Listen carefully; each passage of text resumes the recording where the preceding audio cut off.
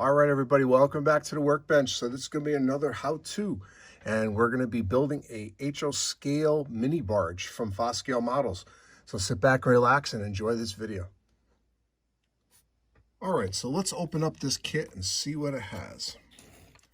Now, with any other Craftsman kit you're building, you're going to have to get all your tools together you're going to need, and throughout this presentation, I'll show you the tools that I'm actually using. So we have our strip wood, standard, that comes with all the Fos Scale models. We have our directions. Now what's great about this model, it comes with 2 boats.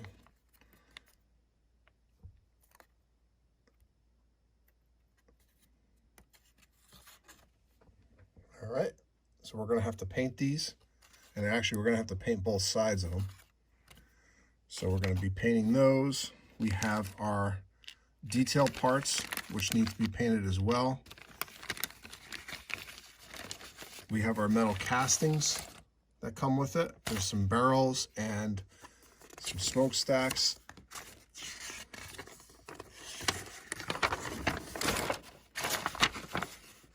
The directions. Okay, make sure that you read your directions when it comes to these models.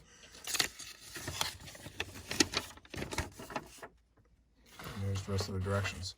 So let's get started. We'll get our parts painted, and then we'll move on to the next step.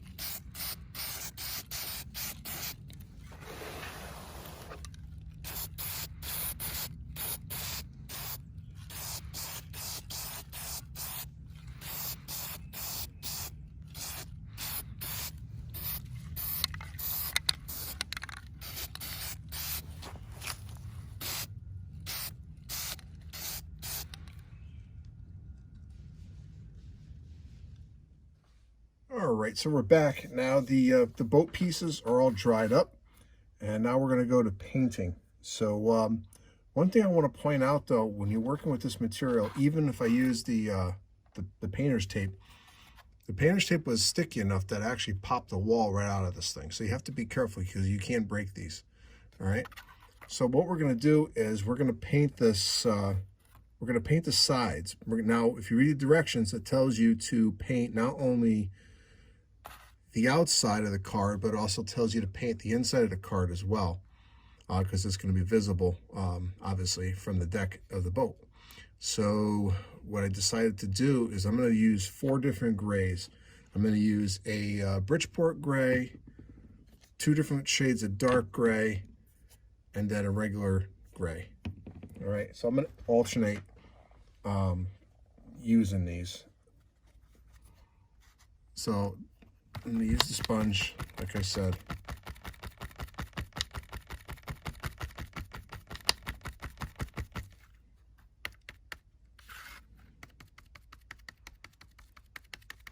And when you want to do this, you just want to do it randomly.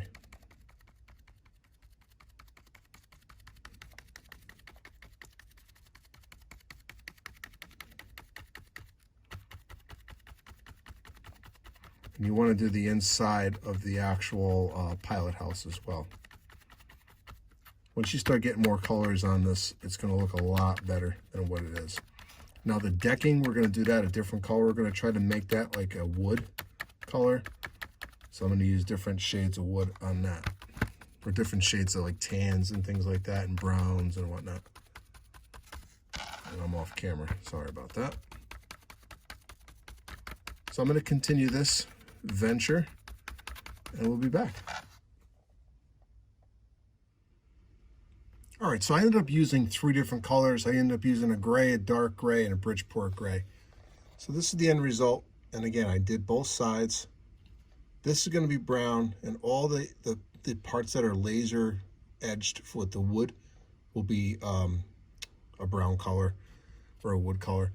And again, I did both sides. All right. So while this is drying, which is pretty much dry now, I'm just going to put this off to the side. And the next step is to stain our strip wood. All right, so that's what we're gonna do now. So we get all of our strip wood together, and then we're gonna stain it. This is gonna be the easiest thing to do. I'm gonna get a piece of paper towel. I'm gonna show you how quick you can do this. Now, I think I've mentioned this in a couple other videos. Be careful with your bottles of stain. When you're done with the stain, put the bottle cap back on. Otherwise, if you dump it, you're not going to be happy.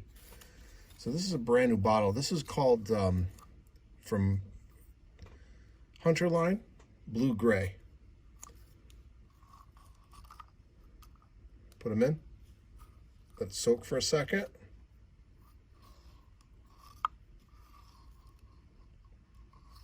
Let me switch the camera so you can see just, there we go. So I stuck the whole bundle in there.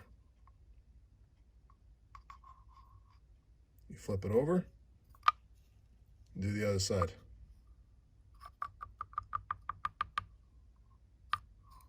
Done.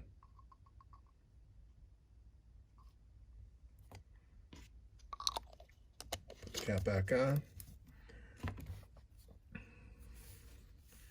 And then you spread out all your pieces. So when you do it like this, what happens is they're going to stick to one another. You just pull them apart, you separate them, just like that.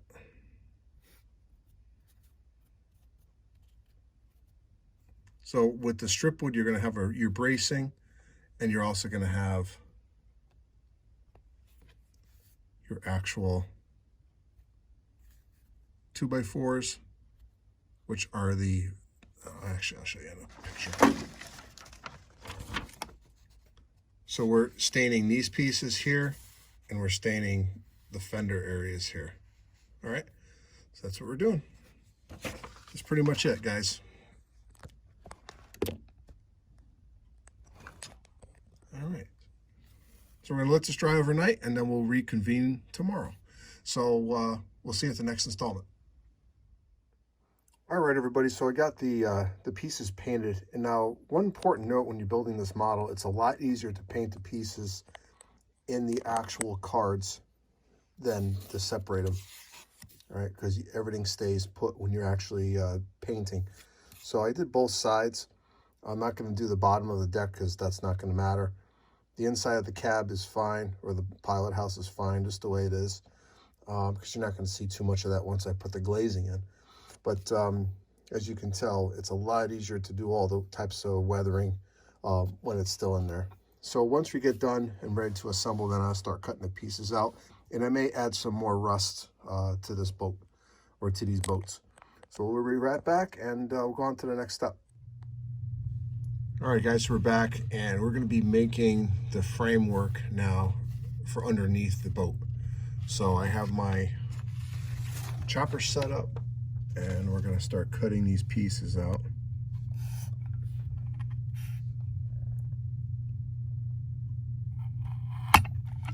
Just want to check the size on these just to make sure that they're going to work.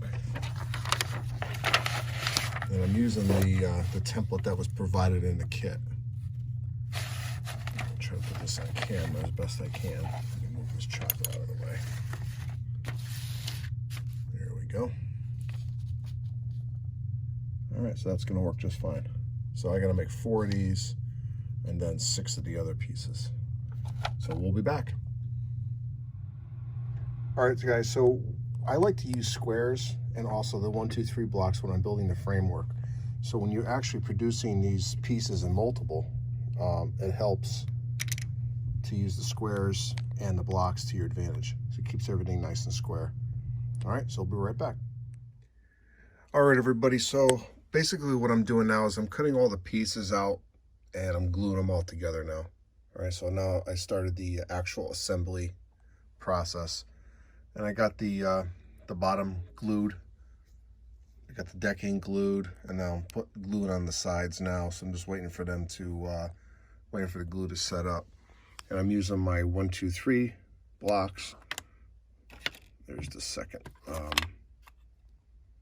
Here's the second actual boat that I'm building. All right, so we'll be back.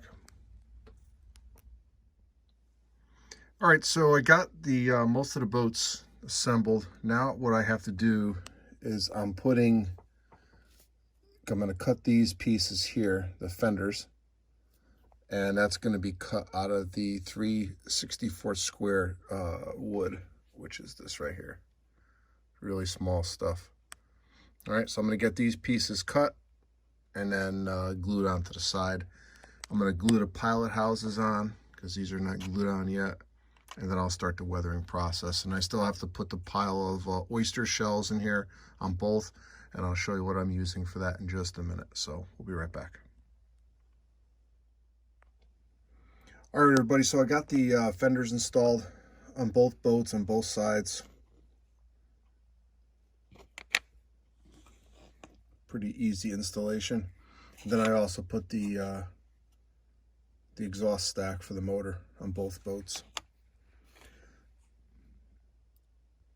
So the next step, what I'm going to do is actually put the simulated oyster shells in the boats. I'm going to put a pile on each boat. And what I'm using for that is my recent trip to Florida. This is from Key West.